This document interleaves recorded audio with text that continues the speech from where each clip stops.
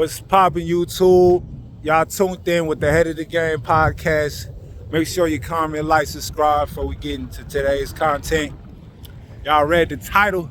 Let's get busy. All right, so this is my part 2 video on the MGTOW movement. So I'm gonna keep it real, right? I know a lot of guys out here, like the camaraderie and the unity of men banding together and sitting up there fighting against the social construct and the social climate of how things are, because it's really making things kind of not what it used to be, and we can't enjoy things the way things used to be, and now it's a different set of rules, which makes it more harder for people to really basically live a life or live a standard in which the past kind of afforded those opportunities, right? But I'm gonna keep it real with y'all, man, because that's what I like to do. Not only what I like to do, honestly what it feels like I have to do. It's a responsibility of mine. So I'm gonna keep it on it. The world doesn't respect or really remember the stories of weak men. Now there's anomalies, but for the most part, nobody really kind of retains or have enough room in their mind to carry about the stories of men that don't succeed, or men that fail, or men that got excuses, right? Now let's look at it like this, right? What determines a weak man, right? There's a lot of subjective and objective components. Like, for instance, if you were in a different country, maybe your strengths turns into weaknesses and vice versa. So you got to play by a different set of rules due to the customs, the culture, the traditions, everything of that sort, right? Depending on what kind of situation you're in, your environment sometimes can determine who you are in that society and how you're looked at, right? So how I'm going to juxtapose that with the MGTOW movement is that, yes, men would have liked to, like the whole point of the MGTOW movement is to kind of restore order, against the feminist movement. But in actuality, when it comes down to men wanting women to go back to the natural roles and the roles that was afforded to in the past, like, for instance, when a woman used to be able to get out of line, or a woman would be out of line, or she would be out of place, there was lots of consequences towards that in a direct sense, you feel me?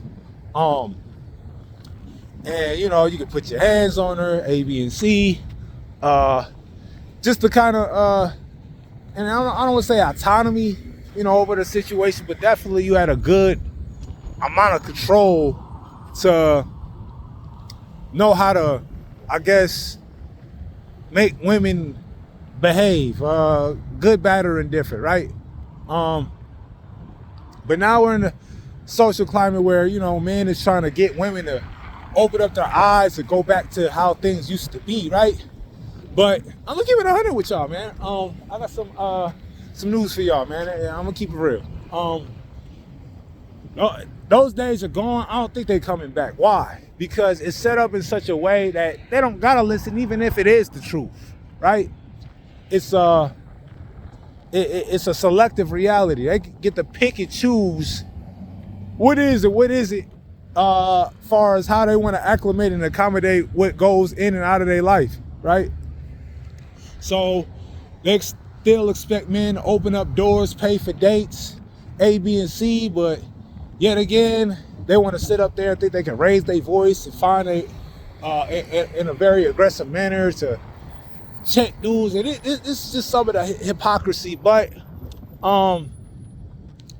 going back to the weak men point, what is going to determine how is a person supposed to be strong in this situation, right? Remember, I used the word called direct. You feel me? Direct. Consequences, direct punishment, whether you got to put your hands on her or something verbal, whatever. This is how you exceed that, because I'll say in certain ways, us as men, we've become weaker, just as a society and as a whole. But then again, I feel like in other aspects, men have to become more manlier than ever, just because of the limitations of what a man is able to do in this world, right?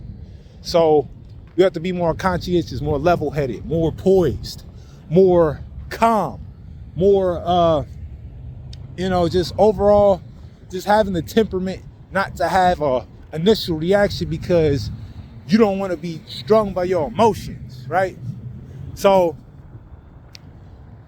I say all that to say, now to be able to handle women, you don't do it verbally, you don't do it physically, you don't do it mentally or anything like that.